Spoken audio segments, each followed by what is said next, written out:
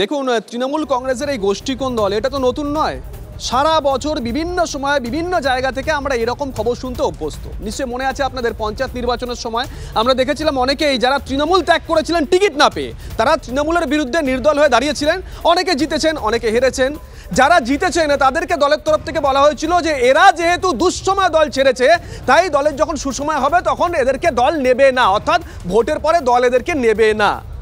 আজকে দেখুন, একটা বছর সামনে, একটা বড় নির্বাচন, তার আগে বাঁকুড়াতে বড়জোড়ায় 4 জন যারা নির্দলে হয়ে দাঁড়িয়েছিলেন এবং তৃণমূল কংগ্রেসকে হারিয়েছিলেন পঞ্চায়েত নির্বাচনে, তাদেরকে তৃণমূল কংগ্রেস একেবারে সাদর আমন্ত্রণ জানিয়েছে।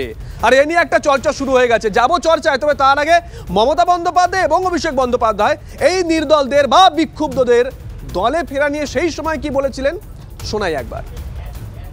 যদি কোনো লোক আপনাদের সাথে জয়েন করতে চায়, আপনারা ফেলে রাখবেন না, যত পারেন নিয়ে নেবেন, যদি ভালো লোক হয়। ঠিক আছে? একটা কথা বললে বসে থাকেন, কখন কে পারমিশন দেবে। আমি বলে যাচ্ছি, বক্সিদা এখানে আছে, বক্সিদার থেকে পারমিশন নেবেন। মানুষ যাকে সার্টিফিকেট দিয়েছে আমরা তাকে দাঁড় করিয়েছি।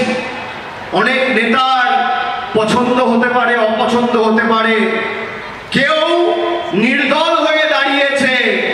এখানে ক্যামেরা রয়েছে, আমি আপনাদের সাক্ষী রেখে বলে যাচ্ছি, নির্দলদের ভোট দিয়ে ভোট নষ্ট করবেন না। তার কারণ একটা নির্দল কেউ আগামী দিন তৃণমূল কংগ্রেসে আগামী দিন নেওয়া হবে না। আমি দলের সর্বভারতীয় সাধারণ সম্পাদক হিসেবে বলে দিচ্ছি। হীরক আমাদের সঙ্গে রয়েছেন, আমাদের সহকর্মী। হীরক, সরাসরি প্রশ্ন, এদেরকে তৃণমূল কংগ্রেস কেন দলে নিল? এদেরকে না নিলে কি এই লোকসভার আগে চলতো না?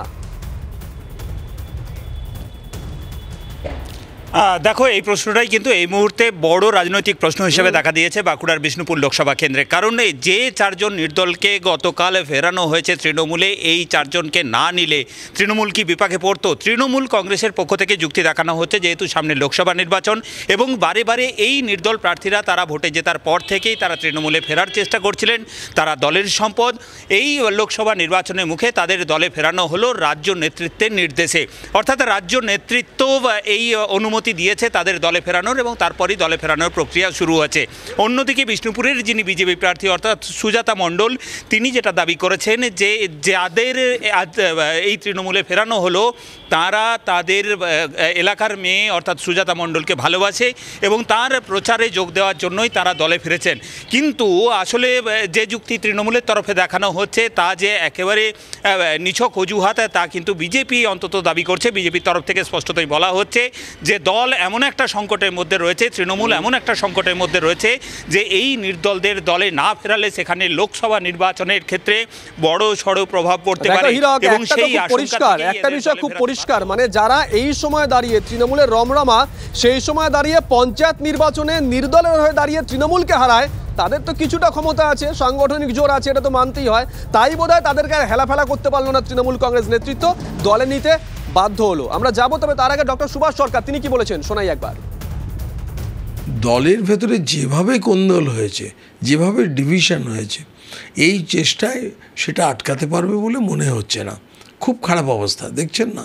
প্রার্থী বলছে যে তৃণমূলই তৃণমূলকে হারাতে পারে। তার মানে পরিস্থিতিটা এত খারাপ যে একেবারে ছোট ছোট খড়কুটো যেগুলো ভাসছে সেগুলোকেও আবার নিয়ে জড়ো করতে হচ্ছে।